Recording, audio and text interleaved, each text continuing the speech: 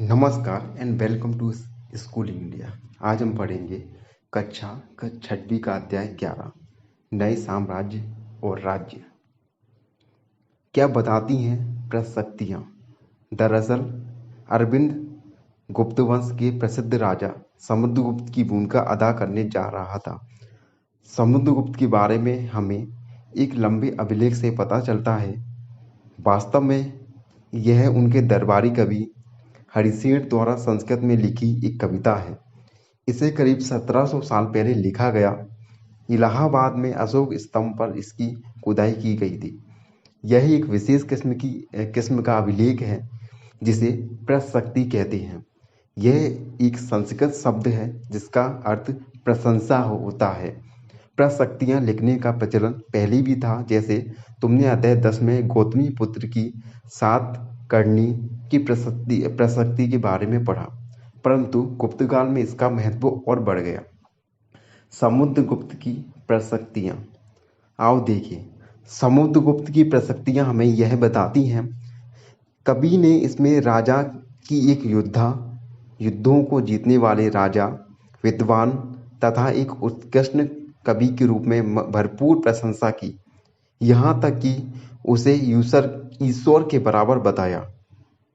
प्रशस्ति में लंबे लंबे वाक्य दिए गए हैं। यहाँ वैसे ही एक वाक्य का अंश दिया गया है।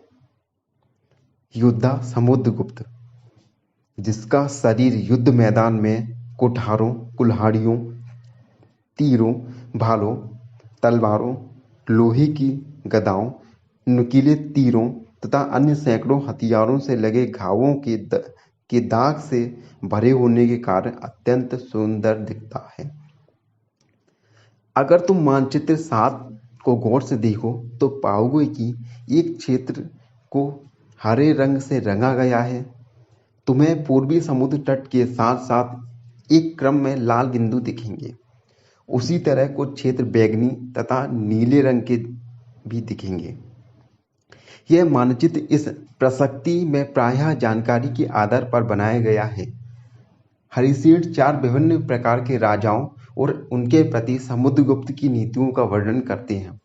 मानचित्र में हरे रंग का क्षेत्र आर्यावर्त के उन 9 शासकों का है जिन्हें समुद्रगुप्त ने हराकर उनके राज्यों को अपने साम्राज्य में मिला लिया। इसके बाद दक्षिणापथ के 12 शासक आते हैं। इनमें से कुछ की राजधानियों को दिखाने के लिए मानचित्र पर लाल बिंदु दिए गए हैं। इन सब ने हार जाने पर समुद्रगुप्त के सामने समर्पण किया था। समुद्रगुप्त ने उन्हें फिर से शासन करने की अनुमति दी थी। पड़ोसी देशों का आंतरिक घेरा बैंगनी रंग से रंगा गया है। इसमें असम, तटीय बंगाल, नेपाल और उत्तर पश्चिम के कई गण या संघ आते हैं। ये समुद्रगुप्त के लिए उपहार लाते थे, उनकी आज्ञाओं का पालन करते थे तथा उनके दरबार में उपस्थित हुआ करते थे। ब्रह्म इलाके के शासक, जिन्हें नीले रंग से रंगा गया है, संभवतः कुषाण तथा शक वंश के थे। इसमें श्रीलंका के शासक भी थे। इन्होंने समुद्रगुप्त की अधीनता स्वीकार की और अपनी पुत्रियों के विवाह उनसे किए। वंशावलियाँ। अधिकांश प्रशस्तियाँ शासकों के पूर्वजों के बारे में बताती हैं। यह प्रशस्ति भी समुद्रगुप्त के पितामह यानी कि परदादा, दादा, पिता और माता के बारे में बताती हैं। उनकी माँ कुमार देवी लिच्छवी गढ़ की थीं और पिता चंद्रगुप्त गुप्त वंश के पहले शासक थे, जिन्होंने महाराजा धीराज जैसी बड़ी उपाधि ग्रहण की। समुद्रगुप्त ने भी यह उपाधि धारण की। उनके दादा और परदादा भी महाराजा के रूप में उल्लेख हैं। इनसे यह आभास मिलता है कि धीरे धीरे इस वंश का महत्व बढ़ता गया। समुद्रगुप्त के बारे में हमें उनके बाद के शासकों, जैसे उनके बेटे चंद्रगुप्त द्वितीय की वंशावली से भी जानकारी मिलती है। उनके बारे में अभिलेखों तथा सिक्कों से पता चलता है। उन्होंने पश्चिम भारत में सैन्य अभियान के अंतिम शासक को परास्त किया। बाद में ऐसा विश्वास किया जाने लगा कि उनका दरबार विद्वानों से भरा है। कवि कालिदास और खगोल शास्त्री आर्यभट्ट उनके दरबार में थे। इनके विषय में और जानकारी अध्याय 12 में मिलेगी। हर्षवर्धन और हरिहर्षचरित। जिस तरह गुप्त वंश के शासकों के बारे में अभिलेखों तथा सिक्कों से पता चलता है, उसी तरह कुछ अन्य शासकों के बारे में उनकी जीवनी से पता चलता है। ऐसे ही एक राजा हर्षवर्धन थे, जिन्होंने करीब 1400 साल पहले शासन किया। उनके दरबारी कवि बाणभट्ट ने संस्कृत में उनकी जीवनी हर्षचरित लिखी है। इसमें हर्षवर्धन की वंशावली देते हुए उनके राजा बनने तक का वर्णन है। चीनी तीर्थयात्री स्वयं त्यांश, जिनके बारे में तुमने अध्याय 10 में पढ़ा, काफी समय के लिए हर्ष के दरबार में रहे, जिन्होंने वहां जो कुछ देखा उसका विस्तृत विवरण दिया है। हर्ष अपने पिता के सबसे बड़े बेटे नहीं थे, पर अपने पिता और बड़े भाई की मृत्यु हो जाने पर थानेसर के राजा बने। उन्होंने बहनोई कन्नौज के शासक थे। जब बंगाल के शासक ने उन्हें मार डाला तो हर्ष ने कन्नौज को अपने अधीन कर लिया और बंगाल पर आक्रमण कर दिया। मगध तथा बंगाल को जीतकर उन्हें पूर्व में जितनी सफलता मिली, उतनी सफलता अन्य जगहों पर नहीं मिली।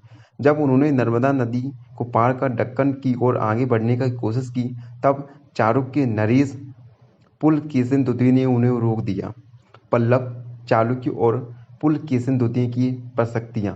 इस काल में पल्लव तथा चालुक्य दक्षिण भारत की सबसे महत्वपूर्ण राजवंश थे। पल्लवों का राज्य उनकी राजधानी कांचीपुरम के आसपास के क्षेत्रों में लेकर कावेरी नदी के डेल्टा तक फैला था, जबकि चालुक्यों का राज्य कृष्णा और तुंगभद्रा नदियों के बीच स्थित था। चालुक्यों की राजधानी ऐहोर थी। यह एक प्रमुख व्यापारिक केंद्र था। धीरे धीरे यह धार्मिक केंद्र भी बन गया, जहाँ कई मंदिर थे। पल्लव और चालुक्य एक दूसरे की सीमाओं का अतिक्रमण करते थे। मुख्य रूप से राजधानियों को निशाना बनाया जाता था, जो समृद्ध शहर थे। पुलकेशिन द्वितीय सबसे प्रसिद्ध चालुक्य राजा थे। उनके बारे में हमें उनके दरबारी कवि रवि कीर्ति द्वारा रचित प्रशस्ति से पता चलता है।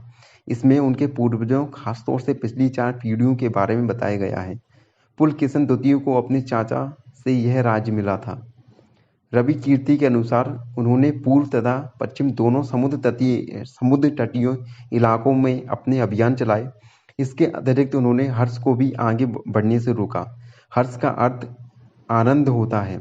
कवि का कहना है कि इस पराजय के बाद हर्ष अब हर्ष नहीं रहा। पुलकेशिन द्वितीय ने पल्लव राजा के ऊपर भी आक्रमण किए, जिसे कांचीपुरम की दीवार के पीछे शरण लेनी पड़ी। पर चालुक्यों की विजय अल्पकालीन थी। लड़ाई में दोनों वंश दुर्बल हो गए। पल्लवों और चालुक्यों को अंततः राष्ट्रकूट तथा चोल वंशों ने समाप्त कर दिया। इनके बारे में तुम कक्षा 7 में पढ़ोगे। इन राज्यों का प्रशासन कैसे चलता था?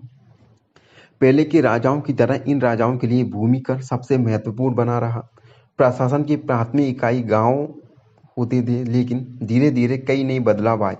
राजाओं ने आर्थिक, सामाजिक, राजनीतिक और सैन्य शक्ति रखने वाले लोगों का समर्थन जुटाने के लिए कई कदम उठाए। उदाहरण के तौर पर कुछ महत्वपूर्ण प्रशासनिक पद आनुवंशिक बन गए, अर्थात बेटे अपने पिता का पद पाते थे, जैसे कि कवि हरिसेन अपने पिता की तरह महादंडनायक अर्थात मुख्य न्याय अधिकारी थे।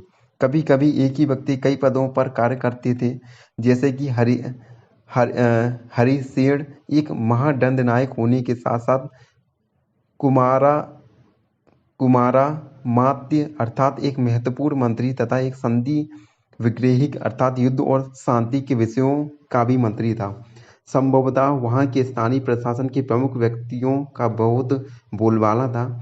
इसमें नगर श्रेष्ठी यानी मुख्य बैंकर या शहर का व्यापारी, सार्तवाह यानी व्यापारियों के कफीलों का नेता, प्रथम कुलिक अर्थात मुख्य शिल्पकार तथा कार्यस्थलों यानी लिपियों के प्रधान जैसे लोग थे।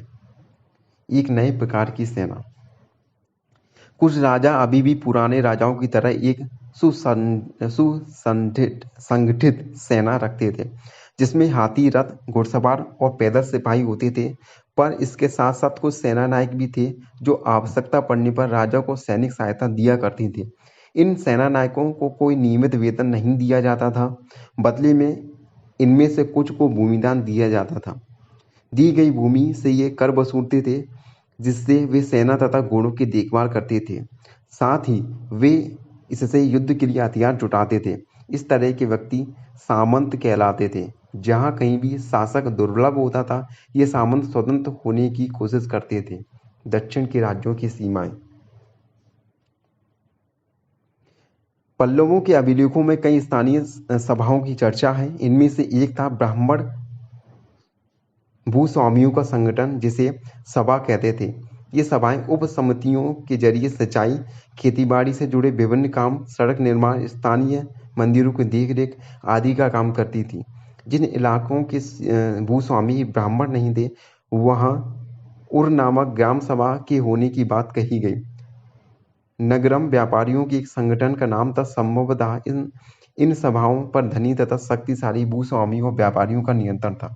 इनमें से बहुत सी स्थानीय सभाएं शताब्दियों तक काम करती रहीं।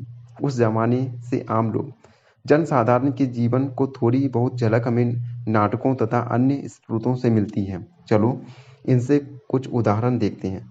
कालिदास अपने नाटक राज दरबार में जीवन के चित्रण के लिए प्रसिद्ध है। इस नाटक में एक रोचक बात यह है कि राजा और अधिकांश ब्राह्मणों को संस्कृत बोलते हुए दिखाया गया, जबकि अन्य लोग तथा महिलाएं प्राकृत भाषा बोलते हुए दिखाई गई। उनका सबसे प्रसिद्ध नाटक अभिज्ञान शकुंतलम दुष्यंत नामक एक राजा और शकुंतला नाम की एक युवती की प्रेम की कहानी है। इस नाटक में एक गरीब मछुआरे के साथ राजा कर्मचारियों के व्यवहार की बात की गई है। एक मछुआरे की अंगूठी एक मछुआरे को अंगूठी मिली। एक मछुआरे को एक कीमती अंगूठी मिली। यह अंगूठी राजा ने शकुंतला को भेंट की थी, पर दुर्घटनावश उसे एक मछली निकल गई।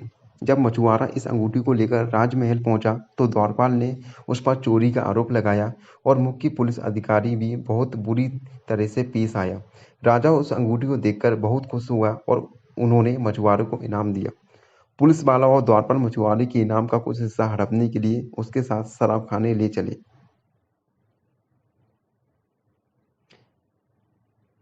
चीनी तीर्थयात्री फासियन का ध्यान उन लोगों की दुर्गति पर भी गया जिन्हें ऊंचे या शक्तिशाली लोग अछूत मानते थे।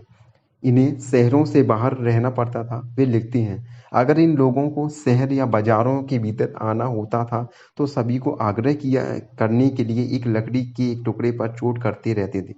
यह आवाज सुनकर लोग सतर्क होकर अपने को छू जाने या किसी भी प्रकार के संपर्क से बचाते थे। एक जगह बाणवत द्वारा अभियान पर निकाली गई राजा की सेना का बड़ा सजीव चित्रण है। राजा की सेना। राजा बड़ी सेना में साजो सामान लेकर यात्रा करते थे। इनमें हथियारों के अतिरिक्त रोजमर्रा के उपयोग में आने वाली चीजें जैसे बर्तन, असबाब, जिसमें सोने के पायदान भी शामिल थे, खाने पीने के सामान, बकरी, हिरन, खरगोश, सब्जियां, मसाले आदि विभिन्न प्रकार की चीजें शामिल होती थी। ये सारी चीजें ठेले गाड़ियों पर या ऊँटों पर या हाथियों जैसे सामान ढोने वाले जानवरों की पीठ पर लादकर ले जाया जाती थी। इस विशाल सेना के साथ साथ संगीतकार नगाड़े, बिगुल तथा तुरही बजाते हुए चलते रहते थे। रास्ते में पड़ने वाले गांव वालों को उनका सत्कार करना पड़ता था। वे दही, गुड़, फूलों का उपहार लाते थे तथा जानवरों को चारा भी देते थे। वे राजा से भी मिलना चाहते थे ताकि अपनी शिकायत या कोई अनुरोध उनके सामने रख सकें, पर ये सेनाएं अपने पीछे विनाश और विध्वंस की निशानी छोड़ जाती थी। अक्सर लोग गांव की झोंपड़ियों हाथी कुचल डालते थे और व्यापारियों के काफिलों में जूते, बैल इस हलचल भरे माहौल से डरकर भाग खड़े होते थे।